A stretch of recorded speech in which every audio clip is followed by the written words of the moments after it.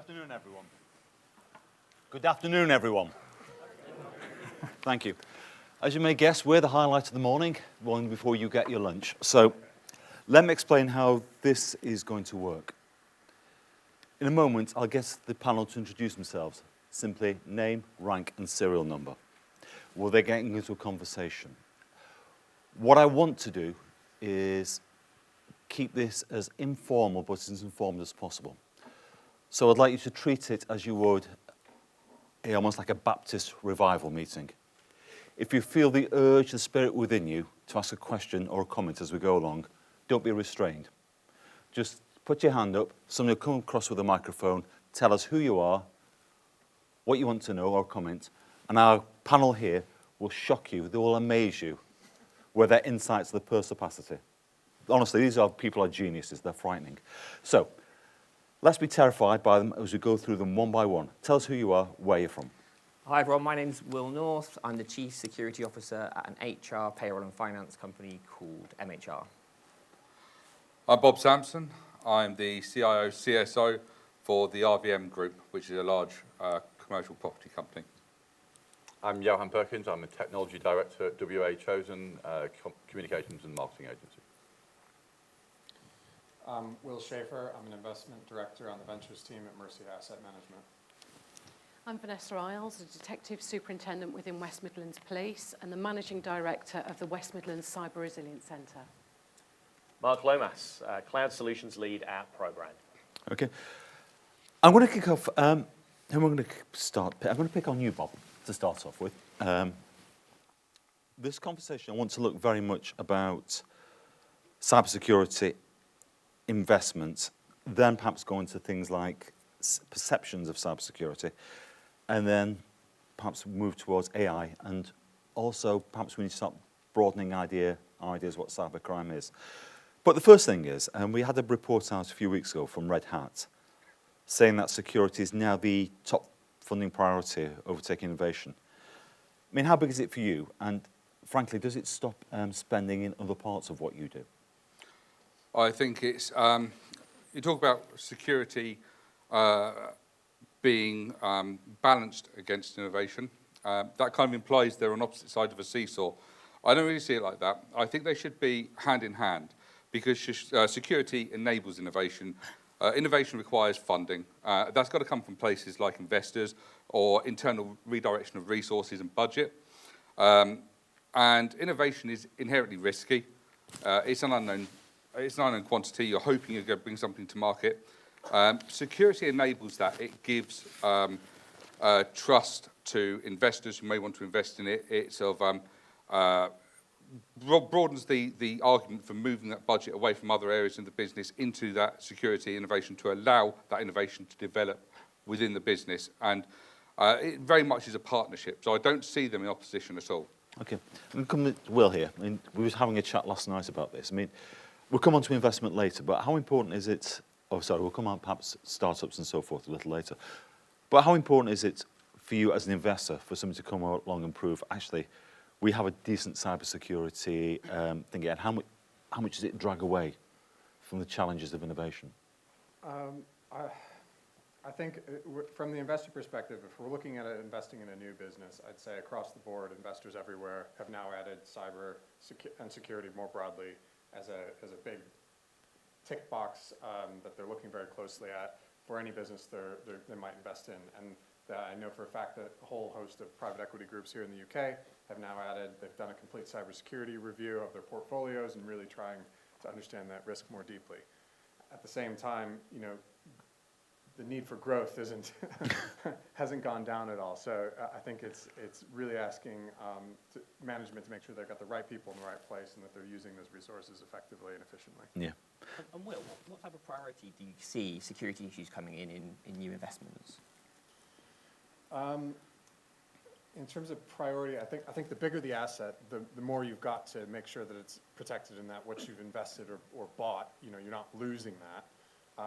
The earlier stage it just depends on the nature of the operations, the nature of the IP, the types of customers, and I think it's just making sure that relative to the asset that you've got the right protections based on the nature of their operations and the phase. And can security be a blocker Or is it just, okay, it's not very good, but we can fix that? Or is it, security's not good enough, we just cannot go ahead with that? I think it would probably be like buying a house. If there's major structural issues, Yeah. you either want it fixed beforehand, or it's going to knock down the valuation because you know you're going to have to make that investment. And have you ever not made an investment because of the security weaknesses? I tend to be much more on the earlier stage side of things. So me personally, I've not run into a specific circumstance where it's been your cybersecurity is so lacking that we're not even going to consider it. But I don't doubt for a second that some of my colleagues a little bit later stage have absolutely come to that conclusion. Yeah. Which comes to you, Vanessa. Is there a danger? A lot of businesses think, take it what Will here was saying, we're quite small, we're niche and so forth. A lot of businesses are saying, poor little me. I don't need this stuff, Who would want to mess around with a little business like me? Absolutely, and that's what we're finding across the UK is that small, micro and sole trader businesses consider themselves to be not at risk because they don't have much cash in the bank. And yet you all know that actually data is the new gold. But also there are some attackers who simply want to cause devastation to businesses. Whilst having sheer fun. Out of an ideation that actually that's their target, is to create devastation within another state. And after the Ukraine and other issues across the world, there are some attackers who simply want to devastate our businesses or our critical national infrastructure, of which our supply chains, which are usually smaller businesses, are particularly vulnerable. And that's where we come in to try and help them. So I'd like to come to this later, perhaps, but you're saying it's not so much seeing yourself as a small business, but the thing is where you see yourself sitting in within that chain. So you may be providing that small but vital component without which the entire automotive industry grinds to a halt. But it's not even that. Providers of pencils or coffee mugs, they are regularly used as the attack vendor for larger organisations. They are the supply chains. They are usually smaller, less protected, and the method in to those larger organisations. And so what we want to do is holistically protect all organisations with getting some of the basics right. Okay, please come on. So I would just say, so working with more of the startup side, I'd say that's where it is becoming a bit more of a factor too, not just in the protection of yourselves, but understanding where you sit in the supply chain. We're all familiar with the various breaches that have come through, whether it's VoIP providers or accounting software or other things that kind of float in the background. So I'd say customers, especially larger customers, are getting much more sophisticated in how they approach their supply chain. Mark, you've been sitting very patient at the end there, but comes to Will as well. How much of an issue is it with sort of spending in cybersecurity, spending innovation? Is it a false dichotomy, as Bob was saying, or? No, not necessarily. And I just want to pick up that point as well about the arena of attacks here is regarding the innovation piece here, that we heard from the head of MI5, I think it was last week, that state-sponsored attacks against businesses in the UK going after our innovation, going after research and development. And one of the points that was raised there was that the target is the smaller organisation, because this is the arena where there might be startups who've got a particular niche that they've managed to develop, a particular area of research or innovation. They're a small business. The attackers are going after them, and they know that they might have that complacent attitude of, well, I'm too small anyway, I'm not a big enterprise. But they'll be thinking, well, yeah, you're not going to have the same level of protection as a larger enterprise organization.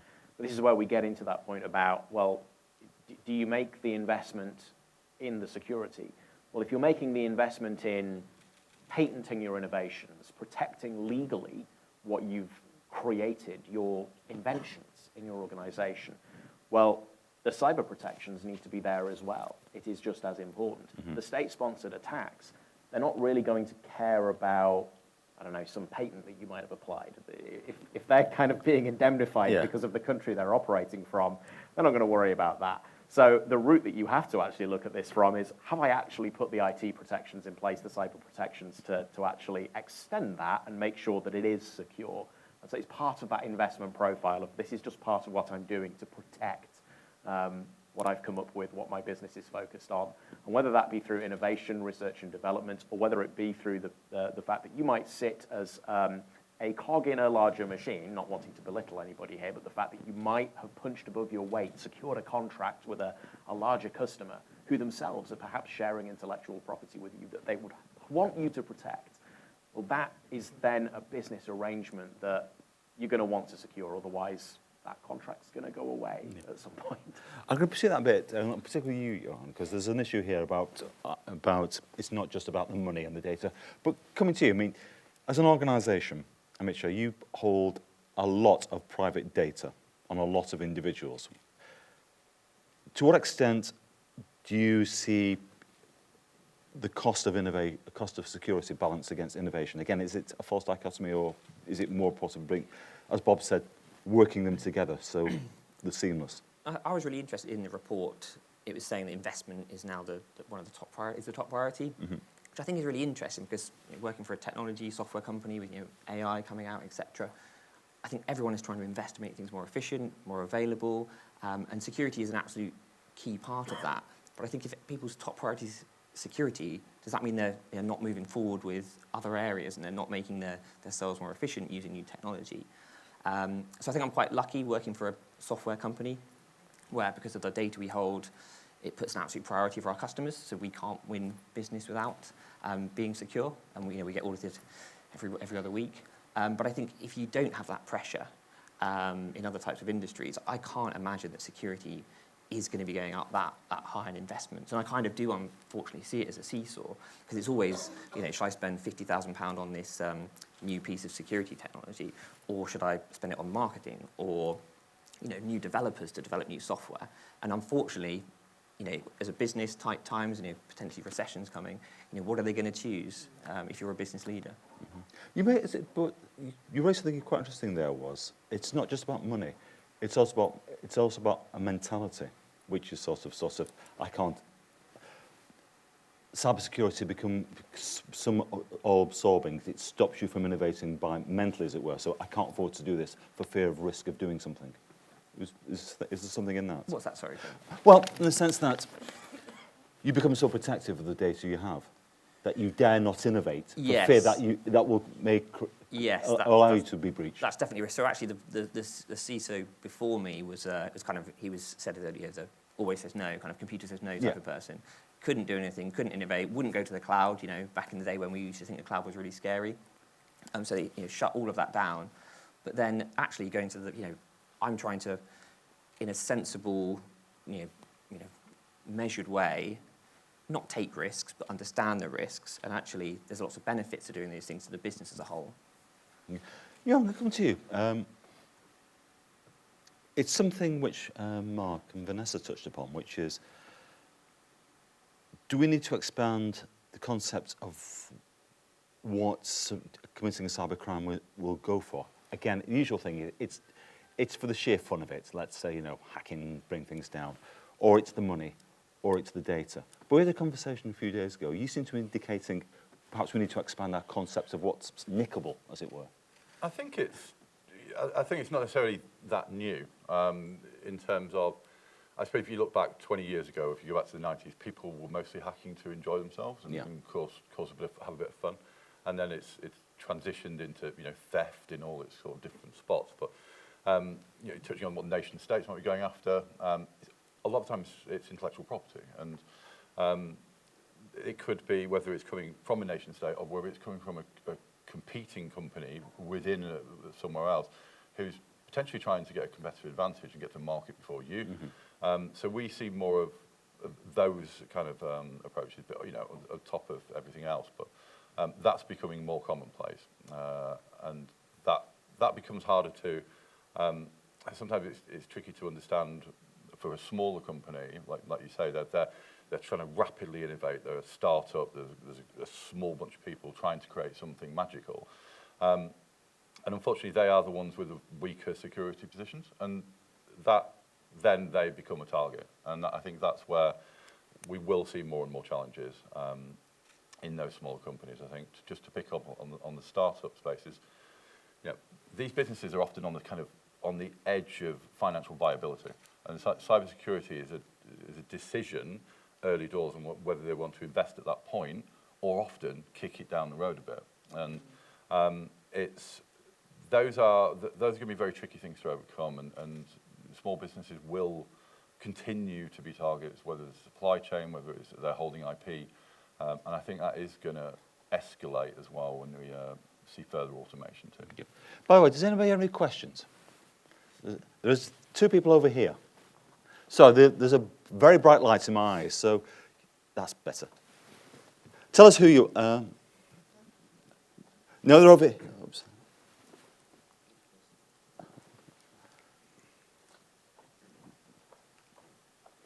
So tell us who you are.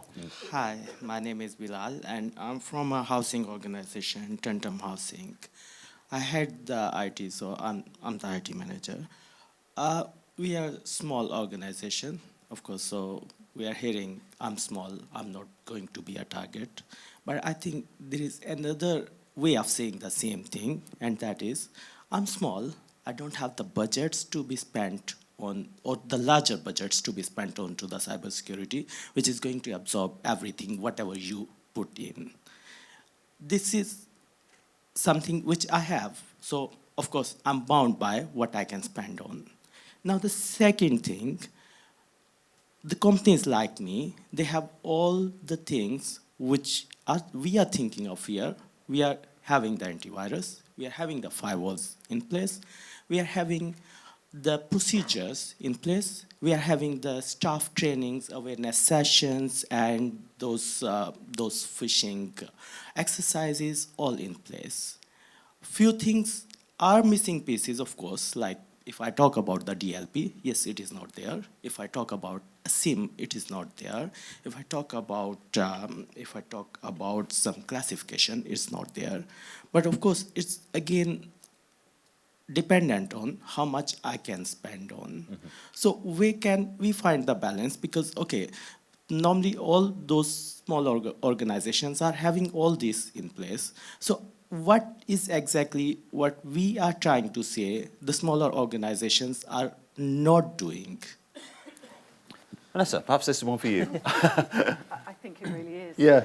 Okay, so the Cyber Resilience Centres across the whole of England and Wales were set up by the Home Office to help businesses. I describe it a little bit like the NHS health campaign, the couch to 5K. And what we're trying to do is help businesses go from 0 up to 5K in relation to their cyber security. We do this in relation to the 10 easy steps, which is helped by the NCSE guidance. But actually what we're finding is the NCSE guidance can talk about MSPs, VPNs, tethering, and you'll lose a florist or a butcher or a librarian. You'll lose them. So we're trying to help them. And if you do those 10 easy steps, you're going to be 80% cyber safer than you were if you didn't do them. So that's what we're trying to do with those businesses. We do have some affordable services, so we can help those businesses once they realise that they've got some gap with a softer version of a pen test. We've got those services and we've got them across the whole of England and Wales, and they are subsidised by the Home Office so that we can help those businesses. When they come to me and they say, oh, Vanessa, which MSP should we go to? I'll say, do you know what, my job here is done. Have a look at the organisations that we work with because we want to sort of guide you towards them. I can't recommend them. I'm a police officer, we're in a litigious society. They would sue me if something went wrong. But I will say, look at who we work with. The Probrands and the other organisations such as that. So there is some help there as soon as you realise that you want that help. I hope that gives you some information. Going to bring Mark in there. I mean, let me ask a question I don't believe, which is, Probrand, you can't be asked with the small guys, can you? It's what we do. It's exactly what we do. I think one of the areas that I can pick up on as well is just around this point around budgets and having access to the security technologies. One of the areas of progression that we've seen over the last 10 years plus, has been with cloud services. And that with a lot of these cloud services, you're now getting a lot more bundled in than you probably ever would have had the capability to deploy by yourself in an on-premises estate. Where if you've been trying to do it on premises, you would have needed more and more servers, more and more deployments of Windows servers, and more security configurations, and you having to set the whole thing up from scratch. Whereas now you can subscribe to Microsoft 365 or other cloud services out there, and have lots of capabilities bundled in, not just in the arena of cybersecurity, but productivity tools and collaboration services and remote working solutions, audio, video conferencing systems, meeting systems. We get so much out of this. Security is part of that package as well. You'll have a lot of security capabilities just bundled in, some of which will be enabled for you that are just part of the service, some of which do require a bit of configuration, but it's usually quite easy to set up. You think about multi-factor. All you need to do is enroll your users, and then that's it. It's job done. There are other things that you might need to do around data protection that, yes, might require a bit of policy attention, but again, at least the technology is there, and you don't need to install it from scratch, buy another Windows Server license, all of that stuff that you might have had to do in the on-premises world. So some of these capabilities are starting to become a bit more accessible. It does require sometimes a little bit of help to do that provisioning. If you don't have those capabilities internally, well, yes, an MSP can help. Obviously, I am going to say Probrand, but yes, the help is there. But the capabilities are also there as well, often as part of these cloud services. Being slightly independent, working in a company myself, I have half on-prem infrastructure, half cloud infrastructure. I just think the cloud is absolutely fantastic. As Mark was saying, it's just all there for you. PaaS services, probably everyone tries to probably spend most of their days trying to patch systems. PaaS services don't need to patch. Visibility is fantastic. Vulnerabilities, it all tells you what's there if there are any. It's just so easy these days to put something in the cloud. You can start it secure. You can have standard benchmarks, CAS benchmarks out of the box. And it's just there for you and ready to go. I love our cloud infrastructure. As long as your backup records aren't there. Although version control is so fantastic in SharePoint and things like that, it's all done for you. I'm going to bring in Bob here, because something you said in passing I thought was worth pursuing a little more detail, is perhaps flipping the thing on its head and seeing cybersecurity not as a sort of a cost or sort of almost like a lump of concrete that sits in the middle of the business, which you have to work around, but as an enabler. I mean, how do you actually see that working?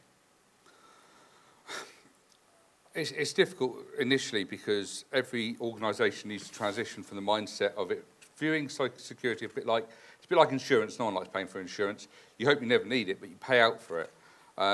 Whereas security can actually give you a benefit, be it from a marketing point of view, whether you're going to tender for government, central, local government contracts, they'll require some level of security there as well. Very much the mindset of moving from A to B. Getting from that point of view of not thinking of it as just a cost. It's the selling it to the board, it's the trying to convince the investors, etc., that it's worth taking these steps. And security can be that thing that facilitates so many other aspects. But it is very difficult at times to give it to the right people. Please. So I think just adding on to that it can be a great enabler, I think, in culture. I think, we all know that we're the most vulnerable aspect of any of the systems. So I think just, getting people thinking about that, understanding the threats. Then also, I think, culturally, just about how you think ahead. So the threats are evolving faster and faster, exponentially. The only way we're going to keep up with that is having the systems and the thought process. And that sort of framework, that mindset of thinking, I think is absolutely applicable to a whole range of other things in the business. As you're watching the market, you're watching your competitors, you're watching different technologies evolve. If you can build that in around cybersecurity aspect, there's no reason that can't be applied across the way you want your employees and your teams to think. Absolutely, and it's very much an indication of how mature a business is. But one of the good things as we go forward, older businesses that have very old people generationally higher up, obviously find it much harder to understand where that sort of the relevance of security. An accountancy firm or a law firm that's been around for 200 years or something is very much more resistant to change than a younger, more dynamic organisation. And you only have to look at it in terms of education. I was a generation where we never touched a computer at school. My kids are doing security as part of their schooling. My 10-year-old actually learns about security. So as they feed in, as these people come through the education system and into business, they are of the mindset where they see security, they understand it, it's built into their worldview. Just out of curiosity, how much is cybersecurity going to be seen increasing in the same way that businesses perceive diversity and inclusivity and sustainability. It's not just important itself, it's something that actually gets you onto pitch lists. It's the stuff that gets you a contract. So what we do, as a copper trying to prevent crimes, I'm trying to constantly get the message through about cybersecurity. One of the things that I was encouraged to consider was, well, what's the return on investment for cybersecurity? So actually I try to think that through. If you are cyber safer, then you're not going to lose your business. If you are cyber safer, you're not going to be the subject to fraud and lose money. But actually, let's move things forward. What you're going to do if you are cyber secure, for example, if you've got Cyber Essentials accreditation, is you are proving to your customers that you value their records, their information. But then, even further, is you become the supply chain of choice because you are saying to government tenders and larger organisations, I'm safe to work with, I'm safe to do business with. And that's what we try and encourage. So it does become an enabler. It shows that you are forward-thinking, progressive, and safe. I think the other thing to mention there is, as in any sort of like logistics chain, you have big organisations at the centre of it. But as you move out, if they can get to the periphery, they can become smaller, and eventually they sort of like become the sort of like the one-man bands, etc., who might feed into it. But they're the weak point. So any logistics chain is only as strong as that weakest link. And it's very important, obviously, what you're doing, Vanessa, with the Resilience Centre, to be able to speak to those businesses who don't have that understanding, that budget, etc., enable them to join, if you like, the secure organisations, and that secures the whole of that supply chain. There's one thing I'd like to move on to. By the way, what other questions do we have at the moment, please? Gentleman over here. You have the microphone already. Well done. Ian Calvert, Building Future Communities and Futurists, and talk about the future of work. Now, before the lockdown, I was telling people that one of the benefits of moving forward with technology would be embracing working from home. But if you are going to work from home, your staff work from home, make sure you put in like a secondary broadband circuit so you've got that security aspect, because there's so many viruses, links, Trojan horses coming through the gaming industry. And if you've got kids playing on the gaming, you're working on that, there's a potential conflict and you can't always barrier it off. So put in a second one. And that's gone really well, but now, since the lockdown, speaking to a lot of companies, they're seeing staff have adapted to it so well. The companies are downsizing, having people work from home, but 2 or 3 days a week, going to coffee shops, venues like this, X and Y, WeWork, Regis Centres, to work from there. You're then hopping on a public Wi-Fi, even though those venues are providing a secure background. How can we actually guarantee, or is there a way that and the question was brought up about startups, innovators, they're starting out in these venues. So how can you actually provide a secure access back into your cloud system, and that when you're actually hopping on a public network? And I know Vanessa and myself have debated this before, where she said, don't jump on public access because of the issues of security and stuff like that. But everybody's doing it, and that's the way tech, innovation, and the remote workers are now doing. So can we ever do anything? I think we have to. Does anyone want to pick that up? Go on. I think it's an education piece. I think it's as cybersecurity comes more to the fore, people are it's going to be more in people's more discussion amongst people who don't work in this industry, and we can't forget the kind of almost like a technical overhead that we understand, but they don't, and that education piece in terms of behaving securely for the individuals is hugely important. And I think we see it in our businesses, and we just have to do that more and more and more. So people understand these dangers, understand the risks, but also as companies, there are ways to operate safely if the policy's in place, and if people are held to those policies and are compliant, then we should be in a better place now.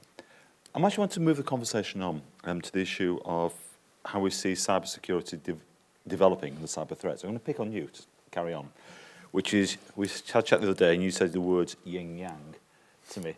I mean, how do you actually see this sort of, this is for the whole panel, do you actually start to see the beginning of sort of an arms race with this, or are we overdoing it? It's not if we think about artificial intelligence, that yin and yang is attack defense. It is what it is. It's what we all know. and it's what we all live in. The underlying infrastructure of artificial intelligence will eventually sit underneath everything. It changes the game in terms of how it enables people to do things at scale, and also what they can do. And I generally see there's two key areas. One is going to be about identity. I think what AI tools and generative AI, deep fake, and even what we see in our inboxes at the moment with nefarious actors can create things at scale suddenly they were never able to do. So our phishing emails are now perfectly written. They can be incredibly well targeted and are getting through the systems and platforms in ways that they weren't. Now, this is happening right now, and it's not a huge leap. So, I could get a phone call from my boss asking me to do something, and it could be an AI voice agent. And that technology already exists, and we will see more and more of this. So I think that identity piece, being able to prove you are who you say you are, is going to become hugely important. The other side is the kind of, I suppose, more technical. It enables the mass automation of attacks, and but the good news is, we have it on the defensive side, we have it on the attacking side. It's always been the case. So yes, there will be a battleground, and it will be different. But I don't think it's a complete change from what we already know and what we already do day to day. Yeah, Will, what are your thoughts on this? I think it's a cat and mouse game. So as automation of threats improve, there's also the automation of responses and detection and improving threat intelligence. So I think if I would say one thing that's coming forward, I'm seeing a lot more and more of as I work with a business in our portfolio called Talion, is the importance of hybrid and flexibility, allowing growing companies that are scaling to have the flexibility to build a cybersecurity infrastructure that fits their estate and where they want to put their priorities and resources, and also it works for existing infrastructure, as opposed to the kind of standard, right, we're going to come in and we're going to build the castle walls around you and it's going to be to our spec, as opposed to really understanding the estate and working with, and I think some of the latest and greatest tools and solutions that are out there as well. Yeah. Mark, come to you. Being what Johan was saying a moment ago, is there a danger, and I'd like to move this on, perhaps talk about AI, but talk about culture as well, because as Will said, the weakest points of any business are its people, its strength and its weakness. But is there a danger we're going to get to the stage where the average punt on the front desk of a company just says, I've absolutely no idea, and just shuts down completely? This is beyond me. Well, I don't know about shutting down completely, but as the point was made there, that some of these communications, the phishing emails, for example, are now becoming a lot harder to spot, because a cyber criminal, this was the arena that was harder for them. They can sit down in front of a computer and spend all day coding or probing someone's security vulnerabilities, but when it comes to actually writing some human language that has the right tone and that looks right, that was the difficult piece. Now they can just ask an AI to do it. They can ask an AI to write that for them. And so all of the lovely training that you might have been doing to try and get people to spot the phishing emails, now it starts to get a lot harder, and potentially, yes, beyond the realms of what an ordinary person could realistically be expected to do. But this is where the question about it being an arms race or something, necessity can be the mother of invention here to a certain extent. The validation of communications, the digital chain of trust will need to be in place between parties in some sort of relationship, customer and supplier, partners working together, supply chains. The digital chain of trust will need to be there, and that will include validation of communications, verifying a lot more.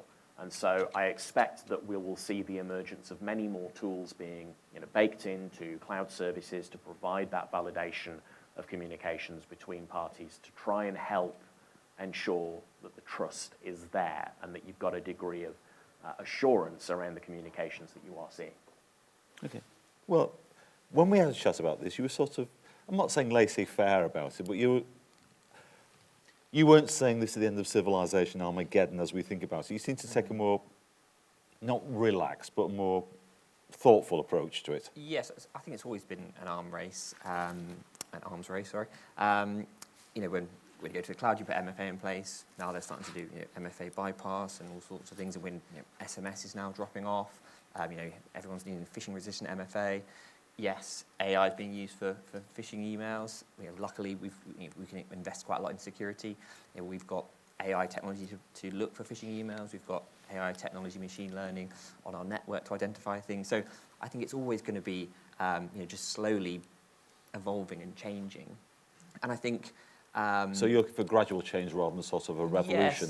Yes, I certainly think so, because we probably had a lot more AI in our defence environment before we started seeing it in the attack side. And I think, I don't know what the rest of the panel think, but I think a lot of attacks are quite opportunistic. Yes, I think someone could use AI to go and copy your boss's voice, but actually that's such a lot of effort for someone to do, unless you're got some really good IP that you're protecting, or something that a nation state wants to attack. My impression, and from what I understand, it's just still just throwing loads of phishing emails out there, seeing who clicks on it. And a lot of the attacks I see happening on the news are because someone has clicked on it, they don't have MFA, and they don't have the basic cyber hygiene controls. So, who needs to spend money on AI when you've got your password still 1, 2, 3, 4, 5, 6? Or... I can see you nodding a lot through that. Yeah. No, I totally agree. You can take these tools, and AI is this wonderful new tool, and it is a tool. There's a lot of concern about the nefarious use of AI. Certainly it's been within the defensive side of the business for a very long time now. My company's been using AI in sort of like packet filtering instances and email filtering for many years now. It is just a tool, and the thing is, you need people to adopt the tools.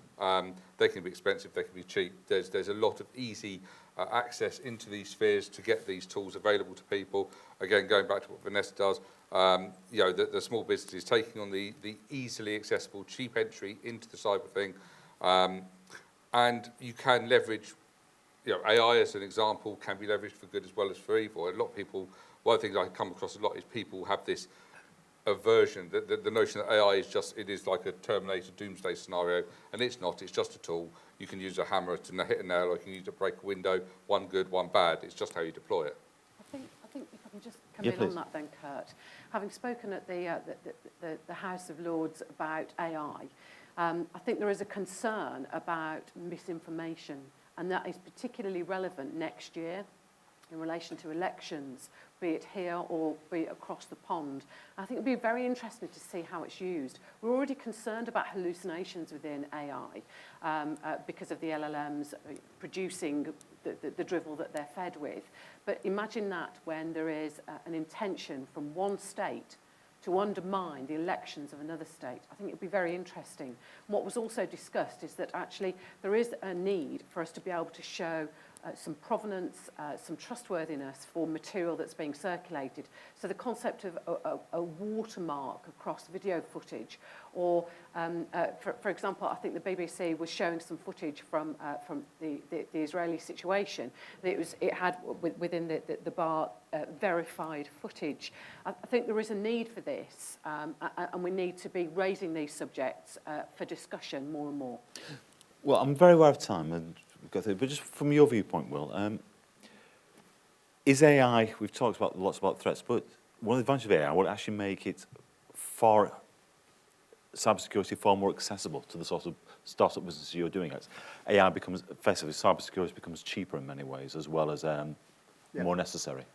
Yeah, I think that goes back to my point about flexibility, in the sense that you may be graduating out of a base level of a state that you were talking about before because you've grown, but there are now a series of providers and tools there that can make a higher, a more sophisticated protection solution available to you without having to go to the large providers. And I think there is, and I think it's starting to be addressed more, but this kind of overcharged and underserved middle that, potentially that they're not getting what they need. They've outgrown their existing providers.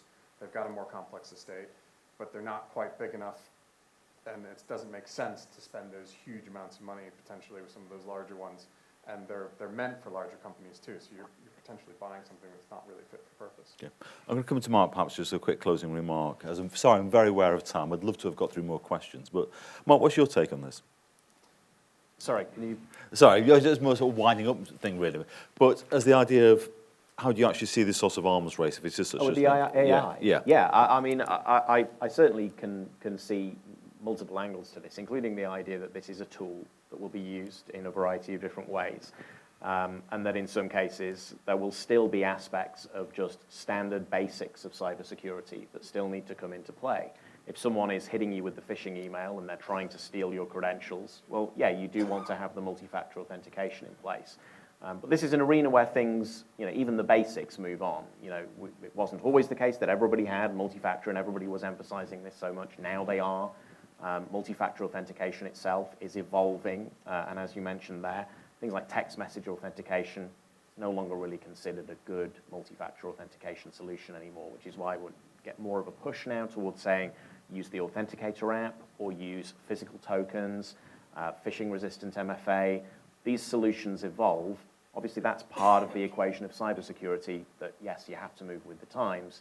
But again, just to go back to one of the points that I made earlier, those tools will often be there. It's just a case of getting a little bit of help to embrace and adopt them.